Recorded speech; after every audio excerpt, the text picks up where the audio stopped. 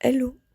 Aujourd'hui, je te retrouve pour un master vlog un petit peu plus spécial, puisque c'est un master vlog que j'ai filmé pendant mes vacances et je n'étais pas en France. Pendant cette période, j'étais en vacances en famille à Lanzarote, donc une des îles des Canaries, comme tu as pu le voir avec l'intro.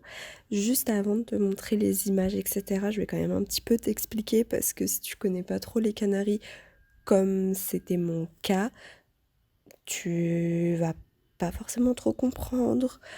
Donc déjà, les Canaries, où est-ce que c'est? Je te mettrai une carte, comme ça tu le vois. C'est des îles qui appartiennent à l'Espagne, donc on parle essentiellement espagnol là-bas, la culture qui s'est implantée est espagnole, ce qui tombe moyennement bien, puisque j'ai fait LV2 allemand, donc je ne parle pas un mot d'espagnol, mais franchement, j'ai appris des petites expressions et tout, on s'est débrouillé comme on pouvait. De toute façon, je parle anglais, donc voilà, pas de soucis. Et ce sont des îles, en fait, qui vivent quand même à 80% du tourisme. Donc, ils sont habitués à avoir plein de touristes.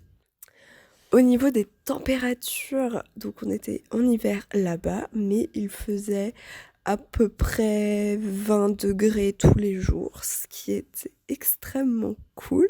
Sauf qu'évidemment, il a fallu que je tombe malade pendant quasiment tout le séjour. Peut-être que ça s'entend encore un peu à ma voix, mais bref. Ça m'a pas empêché de visiter cette île. Et ce qu'il faut savoir, c'est qu'il y a un paysage qui est quand même assez particulier, qui est souvent comparé à la Lune ou à Mars. Et c'est très très aride. Et du coup, c'est hyper compliqué de faire pousser des choses là-bas. Ce qui m'avait beaucoup étonnée, c'est leur façon de faire des vignes. Sachant que j'ai des origines du sud-ouest, comment te dire que le vin dans ma famille, c'est quand même important. Et du coup, de voir des vignes comme ça, c'était assez surprenant. Je te fais défiler des photos pour que tu puisses t'y retrouver après.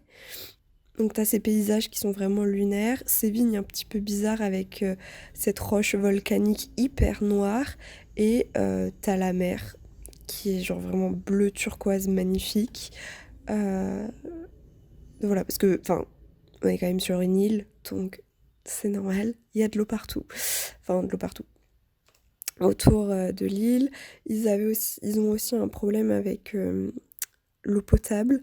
Maintenant, elle est traitée, mais on conseille quand même de pas boire l'eau du robinet et plutôt boire de l'eau minérale. Mais voilà.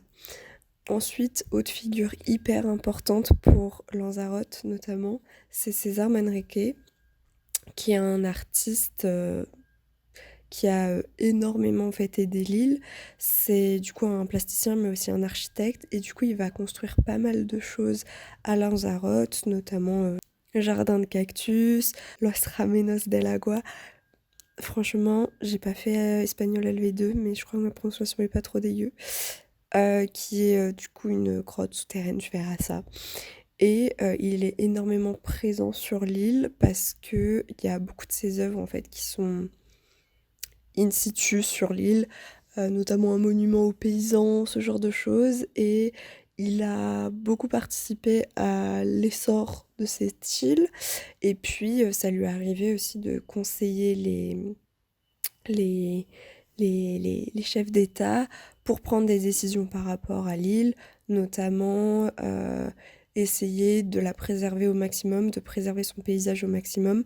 Donc par exemple, si tu roules là-bas, il y a très très peu de feux rouges, c'est que de la route, et ils ont essayé de camoufler en fait les routes avec le paysage, ce qui fait que par exemple s'il y a une route dans une montagne, quand tu la regardes de loin, tu vois pas la route, tu vois parfois juste les voitures qui montent cette montagne, mais c'est tout. Donc c'était quand même très intéressant, et c'est une personnalité très très très très très très très importante. On n'a pas arrêté de nous le répéter. Et je suis allée voir la fondation, donc est dans son avant-dernière maison. Et sa maison est magnifique. J'ai eu un énorme coup de cœur, notamment sur sa piscine, avec voilà, ses sièges années 70 et tout. J'ai adoré sa maison. Et après, pour l'art à Lanzarote, tu as aussi le musée d'art contemporain, mais il est extrêmement petit et je reviendrai là-dessus dans un bilan culturel. Et maintenant que je t'ai présenté un petit peu l'île, tout ça, je pense que je peux te laisser avec les images où tu vas voir du coup un paysage quand même assez volcanique, de la mer, de la plage, des cactus, il y a plein de cactus partout. Les différents lieux que j'ai pu visiter, donc la fondation de César Manrique, des vignes, le parc naturel, voilà, ce genre de petites choses. Du coup, je te laisse avec tout ça.